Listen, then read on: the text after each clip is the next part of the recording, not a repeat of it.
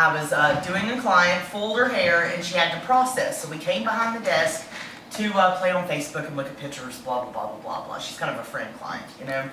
And we're sitting here, and everything was shut down because everybody had been gone but me and her for a while. So the whole back is completely dark.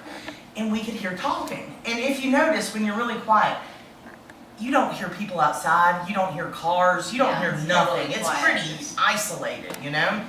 And we could hear people talking like a conversation. And it was clearly coming from the back room. Like it was clearly coming from back there. And the client kept looking back there, and I was hearing it, but I wasn't going to say anything because I didn't want to freak her out. And so we sat there a little longer, and finally she says, "Are you not hearing that?" And I said, "Yeah, I am." And she says, "Coming from outside?" I was like, "No, I don't think so." And she said, "That's coming from the back room, isn't it?" And I said, "I think it is." And she said, "There's somebody back there, you know?" And I said, "I promise you there's nobody back there." Because if I'm up here with the client by myself, I lock the door because when I'm blowing them out, I've got my back to the door. Right, I can't see or hear anything. So she said, "Will you go back there?"